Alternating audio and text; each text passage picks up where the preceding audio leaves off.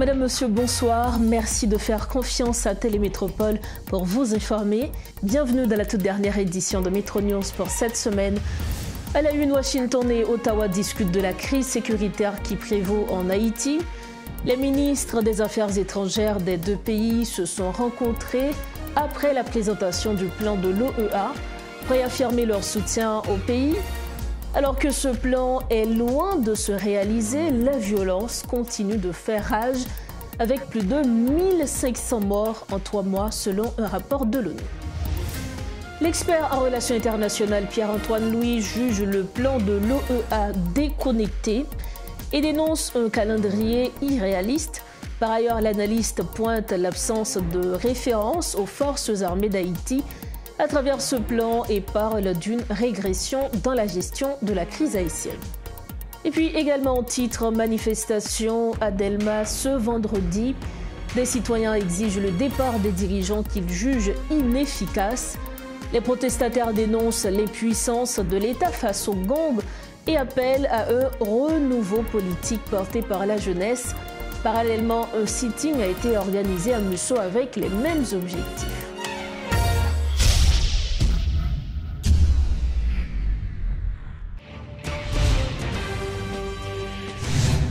Le secrétaire d'État américain Marco Rubio a reçu le 21 août 2025 à Washington la ministre canadienne des Affaires étrangères.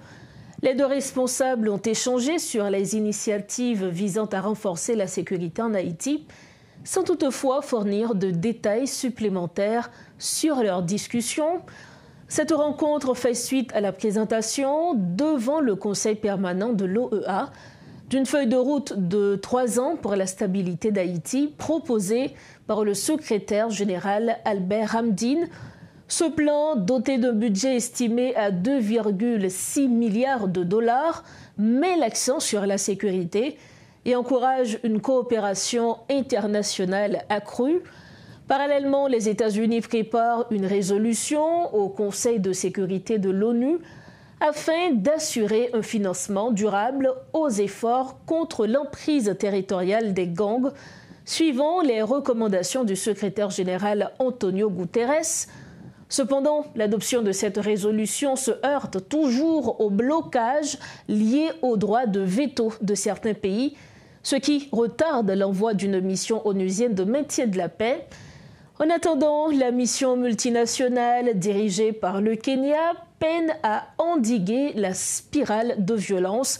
Selon les dernières données de l'ONU, plus de 1500 personnes ont été tuées au cours du dernier trimestre, tandis que les cas de viol et de blessés continuent de s'accroître, illustrant l'aggravation dramatique de la crise haïtienne. Autre point de l'actualité, des dizaines de citoyens ont manifesté dans la commune de Delma ce vendredi pour exiger le départ des autorités qui l'accusent d'inefficacité. Les protestataires dénoncent l'inaction des responsables gouvernementaux face à l'emprise territoriale des gangs, en dépit des changements apportés au sein de l'institution, face à ce qu'ils considèrent comme l'échec de cette classe de dirigeants. Ils appellent à l'implication de la jeunesse dans la politique pour apporter d'autres idées pouvant permettre au pays de vivre un lendemain meilleur. Cet reportage signé Richie Fortuné. La tension était à son comble dans certains quartiers de Delma ce vendredi. Une panique provoquée par des groupes armés qui poursuivent leur stratégie de conquête territoriale.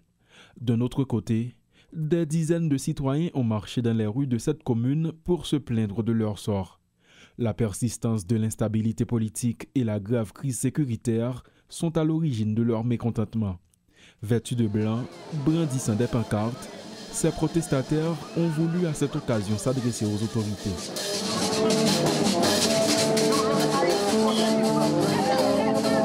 Justice, sécurité, la paix dans le pays, pour tout le monde tourner la caillou, pour l'État de peuple en chance, parce que nous ne sommes pas capables encore, de cette situation. L'esprit nous, prisonniers, nous prisonniers, nous prisonniers vivants. D'ailleurs, destination nous c'est qu'à faire au port, nous sommes supposés rassembler. À cause de l'insécurité, nous sommes obligés de rassembler dès le matin 2.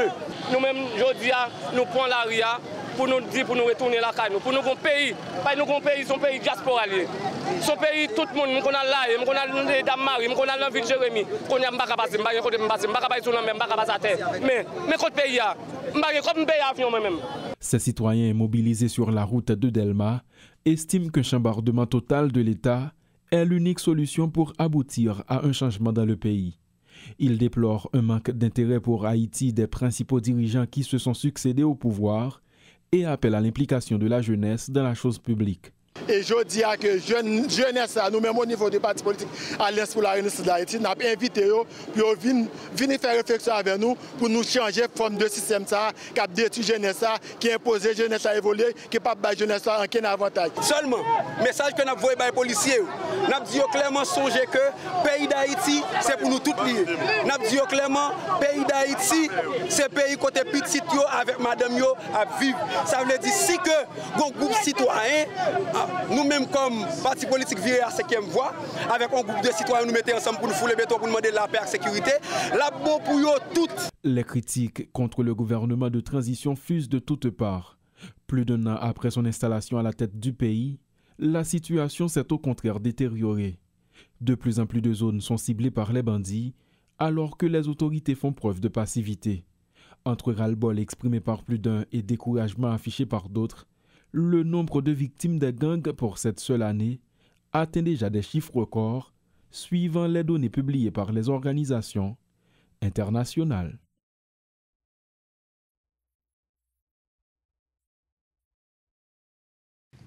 Toujours dans ce chapitre, des membres de l'accord Caribé ont organisé un sitting devant les locaux de la villa d'accueil en vue de continuer à exiger le départ du Conseil présidentiel de transition. Les autorités étatiques doivent démissionner après plus d'1 an au pouvoir sans résultat concluant, ont-ils souligné lors de ce mouvement qui a créé un embouteillage à Delma 60. Comment s'est donc déroulé ce sitting? Plus de détails avec Rodolphe Fierluy. Des membres de l'accord Caribé ont organisé un sit-in entre la primature et la villa d'accueil en vue d'exiger le départ du Conseil présidentiel de transition.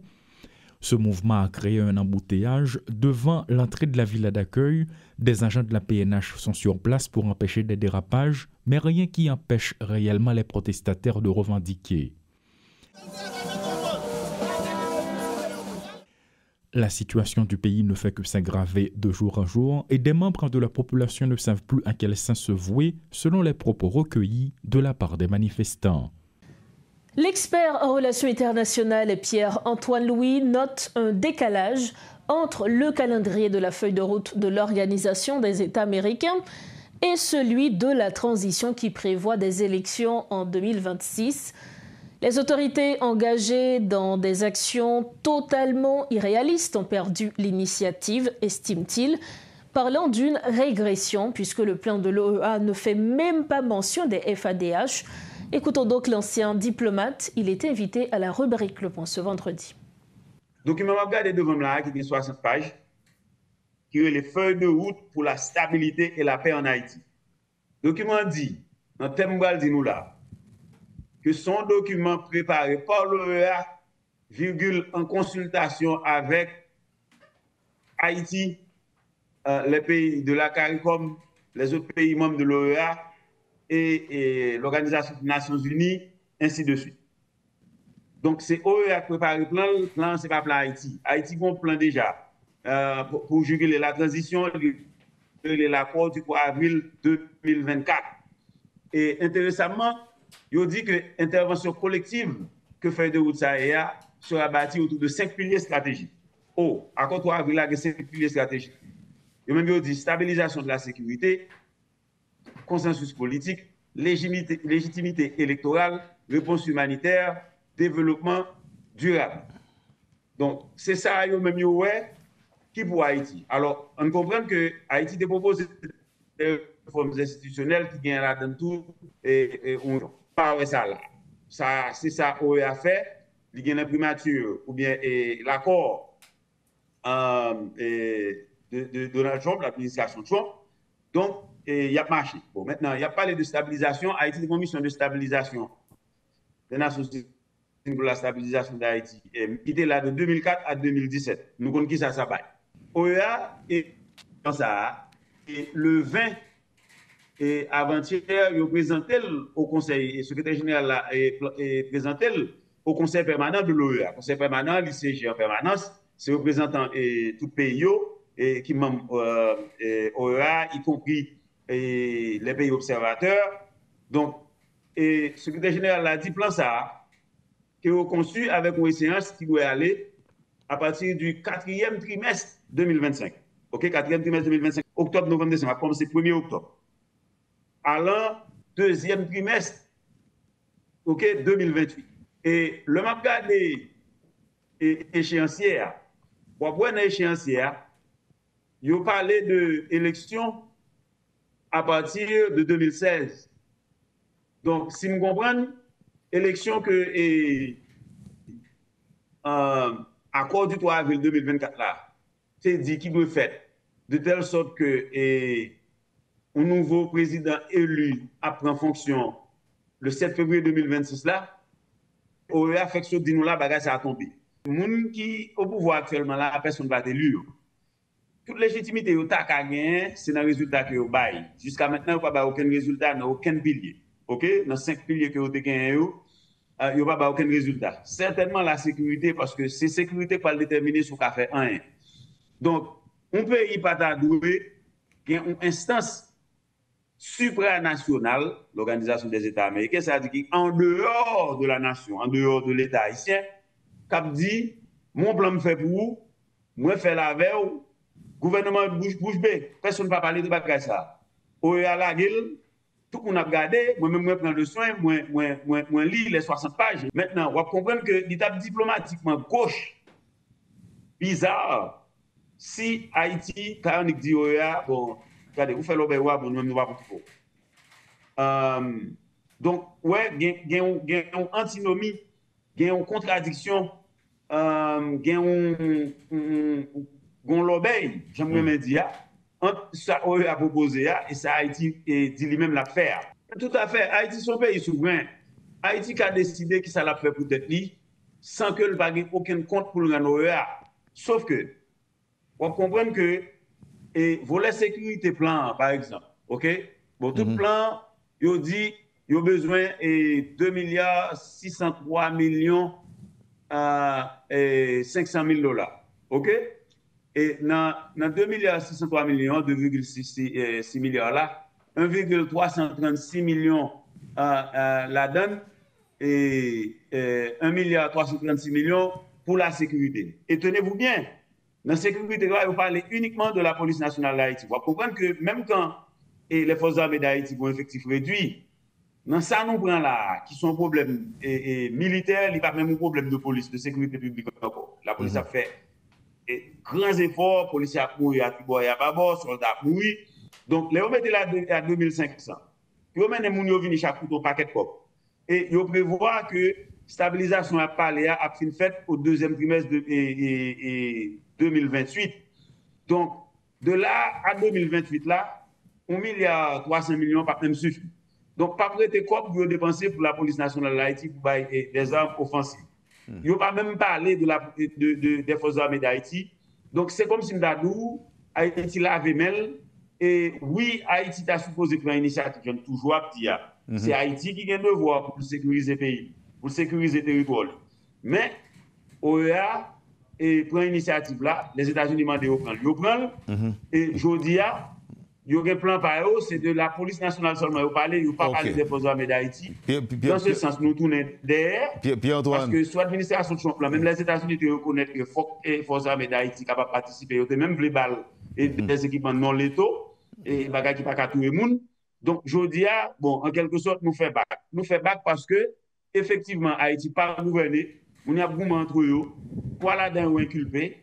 Il n'y a pas grand excès à régler. Bon, donc, effectivement, les États-Unis, Haïti, quitter les États-Unis, utilisant l'Organisation des États américains, prend initiative, Haïti perd une initiative, plan ça, pas refléter la réalité, même ça mounioté signé, dans le 3 avril, là, côté supposé faire élection en octobre et en novembre.